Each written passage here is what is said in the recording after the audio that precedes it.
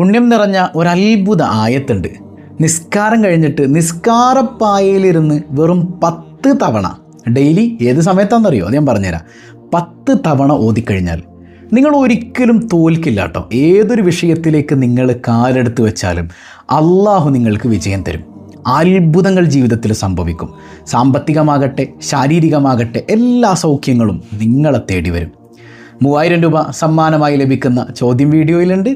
മുഴുവനായി കാണുക, ഉത്തരം കമൻറ്റ് ചെയ്യുക, നാമുമായി ബന്ധപ്പെട്ടവർക്കൊക്കെ എത്തിച്ചു കൊടുക്കുക. അള്ളാഹു ഖൈറും ബറക്കത്തും നൽകി അനുഗ്രഹിക്കുമാറാകട്ടെ. അസ്സലാമു അലൈക്കും വറഹ്മത്തുള്ളാഹി വബറകാതുഹു. എന്തൊക്കെയുണ്ട് എല്ലാവരുടെയും വിശേഷം? സന്തോഷമല്ലേ? എവിടെ പുഞ്ചിരിച്ചു കൊണ്ടൊരു ഹംദ് പറഞ്ഞ് അൽഹംദുലില്ലാഹി റബ്ബിൽ ആലമീൻ. ചിരി വന്നോ? മാഷാ അല്ലാഹ്. ഈ ഒരു ഹംദിൻ്റെ ബറക്കത്ത് കൊണ്ട് ഹൃദ്യമായൊരു പ്രഭാതവും അതിമനോഹരമായൊരു ദിവസവും സമ്മാനമായി തന്ന് കരുണക്കടലായ നാഥൻ നമ്മെ അനുഗ്രഹിക്കുമാറാകട്ടെ. ഹാപ്പി അല്ലേ എല്ലാവരും? ഹാപ്പി ആയിരിക്കണം കേട്ടോ. ആ ചിരിയൊക്കെ ഒന്ന് വിട്ടിട്ടെ.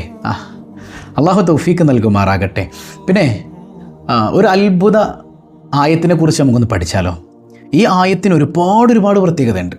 ചെറിയ പ്രത്യേകതയൊന്നുമല്ല, അത്ഭുതങ്ങളുടെ കലവറയാണ് യഥാർത്ഥത്തിൽ ഈ ആയത്ത് എന്ന് പറഞ്ഞാൽ. എന്തിനേറെ 5 വക്കത്ത് നിസ്കാരം കഴിഞ്ഞിട്ട് ചൊല്ലേണ്ട ദിക്റൊക്കെ ചൊല്ലിയിട്ട് ഈ ആയത്ത് നിങ്ങളൊന്ന് ഓതിയാൽ നിങ്ങളുടെ റൂഹ് പിടിക്കുന്നത് പടച്ചോൻ നേരിട്ടായിരിക്കും. പടച്ചവൻ നേരിട്ട് നിങ്ങളുടെ റൂഹ് പിടിക്കും. മാത്രമല്ല ശുഹദാക്കളോടൊപ്പം. ശുഹദാക്കളുടെ നേതാക്കളാരാ? ബദരീങ്ങളാണ് അല്ലേ? അപ്പോൾ ശുഹദാക്കളുടെ കൂടെ അള്ളാഹു നിങ്ങളെ ചേർക്കും. നിങ്ങൾ മരിച്ചു കഴിഞ്ഞാൽ പിന്നെ നേരെ സ്വർഗത്തിലേക്ക് എൻട്രൻസ് തരും. നരകം കാണിച്ചിട്ടാണ് സാധാരണ സ്വർഗത്തിലേക്ക് ആളുകളെ കൊണ്ടുപോവുക. പക്ഷേ ഇവരെ നരകം പോലും കാണിക്കൂല എന്നാണ്. നേരെ സ്വർഗത്തിലേക്ക് അള്ളാഹു എത്തിക്കും.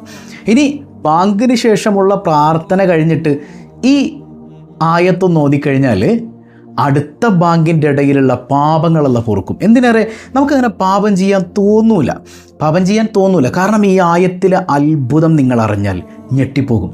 ഈ ആയത്തിൽ എന്താ ഒളിഞ്ഞിരിക്കണത്? നമുക്കതൊക്കെ ഒന്ന് പഠിച്ചാലോ? അള്ളാഹു തൗഫീക്ക് നൽകി അനുഗ്രഹിക്കുമാറാകട്ടെ. 5 വക്ത് നിസ്കാരത്തിന് ശേഷം നമ്മൾ പറഞ്ഞു ഒരു തവണ ഈ ആയത്ത് ഓതണം. എന്നാൽ ഡെയിലി നമ്മൾ ഇന്നത്തെ വിഷയം എന്താണെന്ന് വെച്ചാൽ, നിസ്കാരത്തിൽ ഏറ്റവും കൂടുതൽ ശ്രേഷ്ഠത നിറഞ്ഞ നിസ്കാരം ഏതാണ്? ജമാഅത്തായിട്ട് നിസ്കരിക്കുകയാണെങ്കിൽ അത് സുബഹിയാണ്. അല്ലെങ്കിലോ ഒറ്റയ്ക്ക് നിസ്കരിക്കുമ്പോൾ ഏറ്റവും ശ്രേഷ്ഠമായ നിസ്കാരം അസുർ നിസ്കാരമാണ്. അതായത് നിങ്ങൾ 5 വക്ത് നിസ്കരിക്കണം. പിന്നെ വസ്വലാത്തുൽ വുസ്ത, അസർ നിസ്കാരത്തെ അള്ളാഹു എടുത്തു പറഞ്ഞിട്ടുണ്ട്. കാരണം ആ നേരത്ത് 2 മലക്കുകൾ കൂടിച്ചേരുന്ന നിമിഷമാണ്. രാവിലെ ഡ്യൂട്ടിക്ക് വന്ന മലക്കുകൾ തിരിച്ചു പോണ സമയം, രാത്രി ഡ്യൂട്ടിക്കാരായ മലക്കുകൾ ഇറങ്ങി വരുന്ന സമയം. അപ്പോൾ ഈ 2 മലക്കുകളും ഒന്നിച്ചൊരുമിച്ച് നമ്മുടെ അടുക്കൽ ഉണ്ടാകുന്ന സമയമാണ് യഥാർത്ഥത്തിൽ അസറിൻ്റെ സമയം എന്ന് പറയുന്നത്. അപ്പോൾ ഖുർആൻ പ്രത്യേകം പരിഗണിക്കേണ്ട നിസ്കാരം എന്ന് പറഞ്ഞ നിസ്കാരം കൂടെയാണ് അസർ നിസ്കാരം അല്ലേ? അപ്പോൾ നിങ്ങൾ എന്ത് ചെയ്യണമെന്ന് വെച്ചാൽ, അസർ നിസ്കാരം കഴിഞ്ഞിട്ടേ ഖിബിലക്ക് അഭിമുഖമായി തന്നെ ഇരുന്ന്, വേറെ അങ്ങോട്ടും ഇങ്ങോട്ടും ഓടാനോ ചാടാനോ ഒന്നും നിൽക്കരുത്. വേറെ വർത്താനത്തിലേക്കും പോകരുത്. ആ ഇരുത്തം ഖിബിലയിൽ, ഇനിയിപ്പോൾ കാല് വേദന എടുക്കുമ്പോൾ ഒന്ന് അങ്ങോട്ട് കാല് മടക്കി വെച്ചു എന്ന് കരുതി കുഴപ്പമൊന്നുമില്ല. പക്ഷേ ഖിബിലയിൽ നിന്ന് മാറാതെ ആ ഇരുത്തം ഇരുന്ന് 10 തവണ ഈ ആയത്ത് ഓതണം. ഏതാണ് ഈ ആയത്ത്? പിടികിട്ടിയിട്ടുണ്ടാവും അല്ലേ? അത് ആയത്തുൽ കുർസിയാണ്. അതാണ് ഞാൻ നിൽക്ക് പോലെ ഓടല്ലേ. ഇങ്ങനെ കേൾക്കുമ്പോൾ തന്നെ ഓടല്ലേ. എൻ്റെ രഹസ്യങ്ങളൊക്കെ ഒന്ന് അറിയണ്ടേ നമുക്ക്? 10 തവണ നിസ്കാരത്തിൽ ഏറ്റവും ശ്രേഷ്ഠമായ അസർ നിസ്കാരം കഴിഞ്ഞിട്ട് ആ ഇരുന്ന ഇരുത്തത്തിൽ ഖിബിലക്ക് അഭിമുഖമായിരുന്ന് ഓതിയാൽ നമുക്ക് എന്താ കിട്ടുക? ഇനി അതിൻ്റെ ഉള്ളിൽ ഒളിഞ്ഞിരിക്കേണ്ട ഒരു സാധനം ഉണ്ട്. അതിലേക്ക് നമുക്ക് വരാം. 10 പ്രധാനപ്പെട്ട നേട്ടങ്ങളുണ്ട്. എത്ര തവണ ഓതണം? 10 തവണ ഓതണം. 10 പ്രധാനപ്പെട്ട നേട്ടങ്ങളുണ്ട്. ഒന്നെന്താണെന്നറിയോ? മരിക്കുന്നതിന് മുൻപ് തൗബക്ക് അള്ളാഹു അവസരം തരും. അതായത് തൗബ കിട്ടി മരിക്കുക എന്നുള്ള ഒരു മഹാഭാഗ്യമാണ് അല്ലേ? നമ്മളെപ്പോഴാണ് മരിക്കണേന്ന് നമുക്കറിയോ? നമ്മൾ ഉറക്കത്തിൻ്റെ ഇടയിൽ മരിച്ചു, ചിലപ്പോൾ വണ്ടി ഡ്രൈവ് ചെയ്യുന്നതിൻ്റെ ഇടയിൽ മരിച്ചു. ഇപ്പോൾ ഈ സ്വബാഹുൽ ഖൈറിൽ ഇരിക്കണ ഇരുത്തത്തിൽ നമ്മൾ മരിച്ചില്ല എന്നെന്ത് ഉറപ്പ്? പിന്നെ നല്ല മജ്ലിസിലാന്ന് പറയാം അല്ലേ? ചിലപ്പോൾ നമ്മൾ തെറ്റുകളൊക്കെ ചെയ്തിട്ട് തൗബ ചെയ്യാതെ മരിച്ചു പോയാൽ വലിയ അപകടമല്ലേ? അപ്പോൾ ഈ ആയത്തുൽ കുർസി, ഈ അസ്ർ നിസ്കാരം കഴിഞ്ഞിട്ട് ഡെയിലി 10 എണ്ണം പതിവാക്കുന്ന ആളുകൾക്ക് അള്ളാഹു റബ്ബുൽ ആലമീൻ മരിക്കുന്നതിന് മുമ്പ് തൗബ ചെയ്യാനുള്ള അവസരം അള്ളാഹ് ഉണ്ടാക്കി തരും. മനസ്സിലായോ? അള്ളാഹു തൗഫീഖ് ചെയ്യട്ടെ. രണ്ടാമത്തേത് ഉപജീവനത്തിൽ ബർക്കത്തി അല്ലേ. അതായത് നമ്മുടെ ജീവിതത്തിൽ സമ്പത്ത് വേണം, വാഹനം വേണം, ഭക്ഷണം വേണം, മക്കൾ വേണം, എല്ലാത്തിലും ഒരു സന്തോഷം ഇല്ലേ. രോഗങ്ങൾ ഇങ്ങനെ കുന്നുകൂടി, എല്ലാവർക്കും രോഗങ്ങൾ, എല്ലാവർക്കും പ്രയാസം, ഇങ്ങനെ ഒന്നിന് പിറകെ ഒന്നായി ബുദ്ധിമുട്ടുകൾ ഇങ്ങനെ വരുന്നിടത്ത് നിങ്ങൾക്ക് അള്ളാഹു പ്രത്യേകമായ ഒരു സഹായവും ഒരു ഐശ്വര്യവും വീട്ടിലേക്ക് അള്ളാഹു ഇറക്കിത്തരുമെന്ന് സ്വാലിഹീങ്ങൾ പഠിപ്പിക്കുന്നുണ്ട്. മൂന്നാമത്തേത് ശരീരത്തിന് രക്ഷ നൽകും. അത് ജിന്നിൽ നിന്ന്, ശൈത്വാനിൽ നിന്ന്, സിഹറിൽ നിന്ന്, കണ്ണേറിൽ നിന്ന്, മാരക രോഗങ്ങളിൽ നിന്നൊക്കെ അള്ളാഹു റബ്ബുൽ ആലമീൻ ഇതിങ്ങനെ 10 തവണ പതിവാക്കിയാൽ രക്ഷ തരും. നിങ്ങളൊന്ന് ചെയ്തു നോക്ക്, അസറൻറ്റ് ഒന്ന് ചെയ്യും മക്കളെ, ഡെയിലി ഒന്ന് ചെയ്തു നോക്ക്. ഇനി മെൻസസ് ഉള്ളവരാണെങ്കിൽ അവരെന്ത് ചെയ്യുക, കറക്റ്റായിട്ട് ഓതി വരിക. മെൻസസിൻ്റെ സമയത്ത് ഓതണ്ട, കാരണം അസറില്ല, പിന്നെ പരിശുദ്ധ ഖുർആനാണ്, ഓതണ്ട. പിന്നെ മെൻസസിന് ശേഷം ഓതിയാൽ മതി. അങ്ങനെ പതിവാക്കുമ്പോൾ നിങ്ങൾക്ക് ഓതാൻ പറ്റാത്ത സാഹചര്യം തന്നതാര അല്ല തന്നെയല്ലേ അല്ലേ. ആ റബ്ബ് ഓതിയതിൻ്റെ പ്രതിഫലം തന്നെ നിങ്ങൾക്ക് തരിക തന്നെ ചെയ്യും. മനസ്സിലായോ? ഇനി നാലാമത്തത് ജനങ്ങളുടെ മനസ്സിൽ നിങ്ങളോടൊരു മഹബത്ത് അല്ല ഇട്ട് കൊടുക്കും. അതെപ്പോഴും പറയുന്ന പോലെ ഇപ്പോൾ ഭാര്യക്കാണെങ്കിൽ ഭർത്താവിൻ്റെ മനസ്സിൽ, ഭർത്താവിനാണെങ്കിൽ ഭാര്യയുടെ മനസ്സിൽ, അമ്മായിയമ്മയുടെ മനസ്സിൽ, മരുമക്കളുടെ മനസ്സിൽ, നാട്ടുകാരുടെ മനസ്സിൽ. അപ്പം നിങ്ങളോടൊരു പ്രത്യേക ഇഷ്ടം എല്ലാവരുടെയും മനസ്സിൽ അള്ളാഹു ഇട്ട് കൊടുക്കും. പ്രത്യേകിച്ച് സ്വാലിഹീങ്ങളുടെ മനസ്സിൽ നിങ്ങളോടൊരു പ്രത്യേക സ്നേഹം. നിങ്ങളിപ്പോൾ സിയാറത്തിന് മുമ്പ് ഇപ്പോൾ മടവൂർ പോവാണ്, മമ്പുറത്ത് പോവാണ്, മമ്പറം തങ്ങൾ, മടവൂർ പാപ്പ, ഇവരൊക്കെ അവരുടെ കൽവിൽ നിങ്ങളൊരു പ്രത്യേക ഇഷ്ടം തോന്നും. കാരണം നിങ്ങൾ നിസ്കാരം കഴിഞ്ഞിട്ട് സ്വാലിഹീങ്ങൾ പതിവാക്കിയതുപോലെ ആയത്തിൽ കുറിച്ച് 10 പതിവാക്കുന്ന ആളുകളാണ്. ഇനി അഞ്ചാമത്തേത് മനസ്സിൽ സംശയമില്ലാത്ത ഉറപ്പ് ലഭിക്കും എന്ന് പറഞ്ഞാൽ വസ്വാസ് വലിയൊരു വിഷയമാണ്. പല കുടുംബങ്ങളിലുണ്ട്, അവരുടെ വിചാരം ഇത് ഭയങ്കര വൃത്തിയാണെന്നാണ്. അല്ല, വൃത്തി എന്ന് പറഞ്ഞാൽ ഒരു മനുഷ്യനല്ലേ, ഇതിങ്ങനെ ഭയങ്കര എല്ലാത്തിനും നോക്കുക അല്ലേ. ഒരു ചെറിയ പൊടി കണ്ടാലും ഭയങ്കരമായിട്ട് ശോഭിക്കുക. കുളിക്കാൻ കയറിയാൽ ചില ആൾക്കാരുണ്ട് ഇറങ്ങി വരാനായിട്ട് 2-3 മണിക്കൂർ എടുക്കും. എന്താണ് ഈ ഉരച്ച് കളയണമെന്ന് മനസ്സിലാവണില്ല. ഫർള് കുളിയാണെങ്കിൽ തീർന്ന് കഴിഞ്ഞ്. അങ്ങനത്തെ ആളുകൾ നിസ്കരിക്കാൻ കൈ കെട്ടിയാൽ അല്ലാഹു അക്ബർ, ശരിയല്ല, അല്ലാഹു അക്ബർ, അല്ലാഹു അക്ബർ, ഇങ്ങനെ കെട്ടുന്നവരുണ്ട്. ഇത് ശൈത്വാന് വഴിപ്പെടലാണ് യഥാർത്ഥത്തിൽ. മനസ്സിൽ ശരിയായില്ല എന്ന് ശൈത്വാൻ ഇങ്ങനെ ഇട്ടുതരും. അതുപോലെ തന്നെ എന്തെങ്കിലും ഓതുമ്പോൾ, ഫാത്തിഹ ഓതുമ്പോൾ ബിസ്മില്ലാഹിർ ശരിയായില്ല, ഇങ്ങനെയൊക്കെ കാണിച്ചിരുന്ന പാവങ്ങൾ ഇത് ശരിയായില്ല എന്ന് പക്ക ക്ലിയറാക്കാൻ നോക്കുകയാണ്. എന്നാൽ ഇത് പിശാചിൻ്റെ വസ്വാസാണ്. ഒരു തവണ ഓതുമ്പോൾ വസ്വാസമുള്ളവരെന്ത് ചെയ്യണം, ഒരു തവണ കഴുകി കഴിയുമ്പോൾ അല്ലെങ്കിൽ ഒരു തവണ ഓതി കഴിയുമ്പോൾ പിശാച് മനസ്സിൽ നിന്ന് ഇങ്ങനെ പറയും ശരിയായിട്ടില്ല. നിങ്ങളെന്ത് ചെയ്യണം, അത് ശരിയായിട്ടുണ്ട്, അത്ര മതി എന്ന് വിചാരിച്ച് ബാക്കിയങ്ങൾ ഓതിക്കൊള്ളണം. ഇതേ ഉള്ളൂ മരുന്ന്, അങ്ങനെ ചെയ്യാം. എന്നാൽ ഇത് ഈ ആയത്തിനെ കുറിച്ച് ഡെയിലി ഇങ്ങനെ 10 പതിവാക്കിയാൽ ഇത്തരം ഉറപ്പ് നമുക്ക് അള്ളാഹു എളുപ്പാക്കി തരും. മനസ്സിലായോ? വസ്വാസിൽ നിന്ന്, OCD നിന്ന് അള്ളാഹു രക്ഷ നൽകും. മനസ്സിലായോ? പിന്നെ ആറാമത്തെ എന്താണെന്നറിയോ, മരിക്കാൻ നേരത്ത് ലാ ഇലാഹ ഇല്ലല്ലാഹ് മുഹമ്മദുർ റസൂലുള്ളാഹ്, ലാ ഇലാഹ ഇല്ലല്ലയിൽ മരിക്കാൻ പറ്റും. അത് വല്ലാത്തൊരു തൗഫീഖാന്നേ. ലാ ഇലാഹ ഇല്ലല്ലാഹ് ചൊല്ലി മരിക്കുക എന്ന് പറഞ്ഞാൽ അതിലപ്പുറം ഒരു ഭാഗ്യം എന്താണ് അല്ലേ. നിങ്ങൾ ചിന്തിച്ചു നോക്കി, നമ്മുടെ മൗലിദും റാത്തീബും കുത്തുബിയത്തൊക്കെ ഓതിയിരുന്ന നമ്മുടെ വല്ലുപ്പാമാർ വല്ലുമ്മമാർ മരിക്കാൻ നേരത്ത് സുഖമായിട്ട് ലാ ഇലാഹ ഇല്ലല്ലാഹ്, ഇതിനെയൊക്കെ എതിർക്കുന്ന ഒരൊറ്റ കുഞ്ഞ് ലാ ഇലാഹ ഇല്ലല്ലാഹ് മരിച്ചിട്ടുണ്ടോ? നിങ്ങൾ ചിന്തിച്ചു നോക്കെ. വലിയ ഞങ്ങൾ ലാ ഇലാഹ ഇല്ലല്ലാഹയുടെ ആൾക്കാരാണ് എന്നൊക്കെ ഇങ്ങനെ പറയും, ഇത്രയേ ഉള്ളൂ. അപ്പോൾ നമുക്ക് അല്ലാഹു റബ്ബുൽ ആലമീൻ തന്നൊരു തൗഫീഖാണ് അഹ്ലുസുന്നയിൽ ജീവിക്കാൻ. അങ്ങനെ തന്നെ മരിക്കാൻ കഴിയണം, ലാ ഇലാഹ ഇല്ലല്ലാഹ് മരിക്കാൻ അല്ലാഹു തൗഫീഖ് നൽകട്ടെ. ഏഴാമത്തത് ഖബറിലുള്ള വിശാലത നൽകും. ഈ ഇടുക്കമേറിയ ഖബർ ഇല്ലേ, നമ്മൾ ഇന്നലെ ഖബറിൻ്റെ കഥ പറഞ്ഞില്ലേ, ആ ഖബർ മണിയറയാക്കാൻ ഇതിങ്ങനെ പതിവാക്കിക്കോ. അല്ലാഹു അതിനനുസരിച്ച് നമ്മുടെ ലൈഫൊക്കെ സെറ്റാക്കി തരും മക്കളെ. മനസ്സിലായ? ഖബർ അല്ലാഹു മണിയറയാക്കും, വിശാലമാക്കി തരും. പിന്നെ എട്ടാമത്തത് വലത് കയ്യിൽ കിതാബ് തരും. വലത് കയ്യിൽ കിതാബ്. ആ സമയം എന്ന് പറഞ്ഞാൽ മക്കൾ ഉമ്മാനെ തിരിഞ്ഞു നോക്കാത്ത യൗമ യഫിറുൽ മർഉ മിൻ അഖീഹി വ ഉമ്മിഹി വ അബീഹി വ സാഹിബതിഹി വ ബനീഹി. മക്കൾക്ക് ഉമ്മാനെ വേണ്ട, പൊന്നുമ്മാക്ക് മക്കളെ വേണ്ട.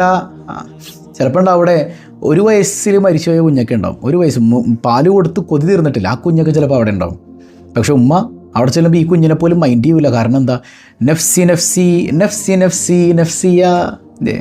യൗമ യദ്ഉ ആദമു വ അംബിയാ നഫ്സി നഫ്സി നഫ്സി നഫ്സി നഫ്സിയ. ആദമും അലൈഹിസ്സലാം, ബാക്കിയുള്ള അമ്പിയാക്കളൊക്കെ നഫ്സി നഫ്സി നഫ്സി നഫ്സി. നാം മുത്ത് റസൂലോ ഖൗമിയ, എൻ്റെ സമൂഹമേ, എൻ്റെ സമൂഹമേ. മനസ്സിലായോ? റസൂലുള്ള മാത്രമേ അങ്ങനെ വിളിക്കുള്ളൂ, ബാക്കിയുള്ളവരൊക്കെ സ്വന്തം കാര്യം മാത്രമാണ്. അവിടെ വലത് കയ്യിൽ കിതാബ് ലഭിക്കും. ഇത് ഡെയിലി 10 പതിവാക്കിക്കോ. പിന്നെ 9ാമത്തേത് സിറാത്ത് പാലത്തിലൂടെ പറവകളെ പോലെ പറന്നു പോകാൻ പറ്റും. സിറാത്ത് ഇങ്ങനെ പതിയെ പോകുന്നവരുണ്ട്, കെട്ടിപ്പിണഞ്ഞു പോകുന്നവരുണ്ട്. ഇത് പറവയെപ്പോലെ പറന്നങ്ങ് പോകാൻ പറ്റും. അല്ലാഹു തൗഫീഖ് ചെയ്യട്ടെ. 10ാമത്തേതാണ് ഏറ്റവും അടിപൊളി, വിചാരണ ഇല്ലാതെ സ്വർഗ്ഗത്തിൽ കിടക്കാം. വിചാരണയാണ് മക്കളെ ഏറ്റവും വലിയ പ്രശ്നം. പടച്ചോൻ്റെ അടുത്ത് വിചാരണ നേരിടണ്ടേ? ആ നിൽക്കുന്ന നിർത്തുമല്ലോ ഡേഞ്ചർ സോണാണ്. 50,000 കൊല്ലാണ് ഒരു ദിവസം മഹ്ശറയിൽ. 50,000 കൊല്ലം നിൽക്കണം എന്ന് പറഞ്ഞാൽ പടച്ചോനെ വിയർപ്പിൽ മുങ്ങിക്കുളിച്ച് നിൽക്കുമ്പോൾ അല്ലേ, വല്ലാത്ത അതാപണം. അല്ലാഹു നമ്മളെ കാത്തുരക്ഷിക്കട്ടെ. അപ്പോൾ അവിടെ വിചാരണയൊന്നും ഇല്ലാതെ നേരെ സ്വർഗ്ഗത്തിലേക്ക് ഇങ്ങനെ പറന്നു പോണ കുറേ മനുഷ്യന്മാരുണ്ട്. അവരാരാ? എല്ലാ ദിവസവും അസർ കഴിഞ്ഞിട്ട് മനസ്സറിഞ്ഞ് ഈ ആയത്തിൽ കുറിച്ച് 10 തവണ ഓതുന്നവരാണ്. നിങ്ങളിത് എത്ര ദിവസം ഓതണം? ഒരു 21 ദിവസം തന്നെ ഓതിയാൽ തന്നെ നിങ്ങൾക്ക് മാറ്റങ്ങൾ അറിയാൻ പറ്റും. അതായത് നിങ്ങളുടെ ജീവിതത്തിൽ നിങ്ങളറിയാതെ പതിയെ പതിയെ പതിയെ പതിയെ മാറ്റങ്ങൾ വരും. ഇപ്പോൾ ഒരു ഡയറ്റ് തുടങ്ങിയാൽ ഒരു 21 ദിവസം, ജിമ്മിൽ പോയാൽ ഒരു 21 ദിവസം കഴിയുമ്പോഴേക്ക് പതിയെ ഇങ്ങനെ ചെറിയ ചെറിയ മാറ്റങ്ങൾ. ഇതുപോലെ തന്നെ നിങ്ങളുടെ ജീവിതത്തിൽ വലിയ വലിയ മാറ്റങ്ങൾ ഇതിലൂടെ നിങ്ങൾക്ക് നിങ്ങളറിയാതെ ആസ്വദിക്കാൻ പറ്റും. മനസ്സിലായോ? അപ്പോൾ അല്ലാഹു റബ്ബുൽ ആലമീൻ പതിവാക്കാൻ തൗഫീഖ് ചെയ്യട്ടെ. അല്ലാഹു ലാ ഇലാഹ ഇല്ലാ ഹുവൽ ഹയ്യുൽ ഖയ്യൂം ലാ തഅഖുദുഹു സിനത്തുൻ വലാ നൗം. അതാണ് ഞാൻ പറഞ്ഞത്, ലാ തഅഖുദുഹു സിനത്തുൻ വലാ നൗം. അതായത് അവന് ഉറക്കമില്ല, തൂങ്ങി ഉറക്കമില്ല. നമ്മൾ പറയും ഗൗരവത്തിലാണ് പറയണം അല്ലേ, അവന് ഉറക്കമില്ല, തൂങ്ങി ഉറക്കമില്ല, നല്ല അടി വരും. എടാ അത് വിട്ടിട്ടെ, അവൻ ഉറക്കമില്ല, തൂങ്ങി ഉറക്കമില്ല, പിന്നെന്താ അവൻ്റെ പണി? അതൊരു പ്രണയത്തിൻ്റെ ലൈനിൽ ഓതി നോക്കിയ ആയത്ത്. ഉറങ്ങൂല്ല, തൂങ്ങി ഉറക്കം പോലുമില്ല, അവൻ്റെ പരിപാടി എന്താ? നിന്നെ നോക്കിയിരിക്കലാണ്. അവൻ്റെ അടിമയായ നിന്നെ നോക്കി നിൻ്റെ പ്രവർത്തനം കണ്ട് ആസ്വദിക്കലാണ്. അങ്ങനെ ആകുമ്പോൾ ആ അള്ളാഹ് നോക്കിയിരിക്കുക, നിനക്ക് എങ്ങനെയാണ് മോനെ തെറ്റ് ചെയ്യാൻ തോന്നുന്നത് അല്ലേ? നിൻ്റെ ഭാര്യ നിന്നെ നോക്കിയിരിക്കേ, നീ അന്യ പെണ്ണിനോട് സൊള്ളാൻ പോവോ? കമൻ്റ് അടിക്കാൻ പോവോ? ഇല്ല. അവൾ നോക്കിയിരിക്കുമ്പോൾ അങ്ങനെയും അല്ലേ? എന്നാൽ അവളില്ലാത്തപ്പോഴും ചെയ്യാൻ പാടില്ല, മനസ്സിലായോ? എന്നാലും കുറേ കള്ളന്മാർ ചെയ്യുന്നത് എങ്ങനെയാണ്? ഭാര്യ കാണാതെയാണ്. അള്ളാഹ് കാണാത്തൊരു സ്ഥലമുണ്ടോ? നിങ്ങൾ ചിന്തിച്ചു നോക്കെ. ഈ റബ്ബ് നോക്കിയിരിക്കെ എന്നെ ആസ്വദിച്ചുകൊണ്ടിരിക്കുകയാണ് എൻ്റെ റബ്ബ്, ഞാൻ എങ്ങനെയാണ് തെറ്റ് ചെയ്യണത്? ഈ ബോധ്യത്തിൽ നിങ്ങൾ ആയത്തുൽ കുർസി ഡെയിലി ഓതുക. 21 ദിവസം ഇതിങ്ങനെ പതിവാക്കുമ്പോൾ തന്നെ നിങ്ങളുടെ ലൈഫ് കളറാകും, മാറി മാറി മറിയും. അല്ലാഹു തൗഫീഖ് ചെയ്യട്ടെ. റിലീഫ് പദ്ധതിയുടെ കാര്യം മറക്കണ്ട കേട്ടോ. പാവപ്പെട്ടൊരു മനുഷ്യനെ നമ്മൾ ഏറ്റെടുത്തതാണ്. എല്ലാവരും സഹായിക്കുക. അല്ലാഹു തൗഫീഖ് നൽകട്ടെ. കഴിഞ്ഞ ദിവസം നമ്മൾ ചോദിച്ചു, ഖബർ ശിക്ഷയിൽ നിന്ന് കാവൽ ലഭിക്കാൻ ഓതാൻ പറഞ്ഞ ആയത്തെ സൂറത്ത് ഏതാണ്? സൂറത്തുൽ മുൽക്കാണ്. തബാറകല്ലദീ ബിയദിഹിൽ മുൽക്ക് വഹുവ അലാ കുല്ലി ഷൈഇൻ ഖദീർ. അല്ലേ, എല്ലാവരും ഓതാറില്ലേ? അല്ലാഹു പതിവാക്കാൻ തൗഫീഖ് നൽകട്ടെ. ഇന്നത്തെ സിമ്പിളായ ചോദ്യം. ഒരു താബിഈങ്ങളിൽപ്പെട്ട മഹാൻ പറഞ്ഞു, ഉഹദ് മലയോളം സ്വർണം എൻ്റെ കയ്യിലുണ്ടായിരുന്നെങ്കിൽ അത് മുഴുവൻ മുത്തുനബിയുടെ മൗലിദിന് വേണ്ടി ഞാൻ ചെലവാക്കിയേനെ എന്ന് പറഞ്ഞ മഹാൻ ആരാണ്? കമൻറ്റ് ചെയ്യുക. അല്ലാഹു ബറക്കത്ത് ചെയ്യട്ടെ. പതിവായി ചൊല്ലുന്ന ദിക്ർ സുബ്ഹാനല്ലാഹി വബിഹംദിഹി അദദ ഖൽഖിഹി വരിദാ നഫ്സിഹി വസിനത അർശിഹി വമിദാദ കലിമാതിഹി. സുബ്ഹാനല്ലാഹി വബിഹംദിഹി അദദ ഖൽഖിഹി വരിദാ നഫ്സിഹി വസിനത അർശിഹി വമിദാദ കലിമാതിഹി. സുബ്ഹാനല്ലാഹി വബിഹംദിഹി عدد خلقه ورضا نفسه وزنة عرشه ومداد كلماته. الحمد لله رب العالمين. اللهم صل على سيدنا محمد وعلى آل سيدنا محمد. റഹ്മുർ-റഹീമായ റബ്ബേ, ഈ സദസ്സ് നീ സ്വീകരിക്കണേ അല്ലാ, നീ ഖായിബാക്കല്ലേ അല്ലാ. ഇതിൻ്റെ മിഥില് സവാബ് ഹബീബ് റസൂലുള്ളാഹി സ്വല്ലല്ലാഹു അലൈഹി വസല്ലം തങ്ങളുടെ ഹദറത്തിലേക്ക് എത്തിക്കണേ അല്ലാ. ഞങ്ങളിന്ന് പഠിച്ചത് ജീവിതത്തിൽ അന്വർത്ഥമാക്കാൻ തൗഫീക്ക് നൽകണേ അല്ലാ. ജീവിത പ്രയാസങ്ങളൊക്കെ നീക്കി തരണേ അല്ലാ. സമാധാനം തരണേ അല്ലാ. കച്ചവടങ്ങളിൽ, തൊഴിലുകളിൽ അഭിവൃദ്ധി നൽകണേ അല്ലാ. ഒരുപാട് സങ്കടങ്ങളുമായി ഈ സദസ്സിൽ പങ്കെടുക്കുന്നവരുണ്ട്. സങ്കടങ്ങളൊക്കെ നീ അകറ്റണേ അല്ലാ. ഞങ്ങളിൽ നിന്ന് മരണപ്പെട്ടവരുടെ ഖബർ നീ വെളിച്ചമാക്കണേ അല്ലാ. ഗർഭിണികളുണ്ട്, മക്കളില്ലാത്തവരുണ്ട്, വീട് നിർമ്മാണത്തിലിരിക്കുന്നവരുണ്ട്, വീടില്ലാത്തവരുണ്ട്, കച്ചവടത്തിൽ നഷ്ടം വന്നവരുണ്ട്, ഇൻ്റർവ്യൂ അറ്റൻഡ് ചെയ്യാനിരിക്കുന്നവരുണ്ട്, ജോലിയില്ലാത്തവരുണ്ട്, പ്രവാസ ലോകത്തുള്ളവരുണ്ട്. എന്തെല്ലാം പ്രയാസങ്ങൾ ഞങ്ങളിലുണ്ടോ അതൊക്കെ നീ ബാത്തിലാക്കണേ അല്ലാ. റിലീഫ് പദ്ധതിയിലേക്ക് ഹദിയ ചെയ്യുന്നവരുണ്ട്, അവരെ നീ ഏറ്റെടുക്കണേ അല്ലാ. ഞങ്ങളാരെയും പെട്ടെന്ന് വിളിക്കല്ലേ അല്ലാ. ഞങ്ങളെയും ഞങ്ങളിൽ നിന്ന് വിട പറഞ്ഞോരെയും ഹബീബ് റസൂലുള്ളാഹി സ്വല്ലല്ലാഹു അലൈഹി വസല്ലമ തങ്ങളോടൊപ്പം നിൻ്റെ കാരുണ്യത്തിൽ ഒരുമിപ്പിക്കണേ അല്ലാ. ബിഹഖി സ്വല്ലല്ലാഹു അലാ മുഹമ്മദ് സ്വല്ലല്ലാഹു അലൈഹി വസല്ലം സ്വല്ലല്ലാഹു അലാ മുഹമ്മദ് സ്വല്ലല്ലാഹു അലൈഹി വസല്ലം. അല്ലാഹുമ്മ സ്വല്ലി അലാ മുഹമ്മദ് യാ റബ്ബി സ്വല്ലി അലൈഹി വസല്ലം. വസ്സലാമു അലൈക്കും വറഹ്മത്തുള്ളാഹി വബറകാതുഹു.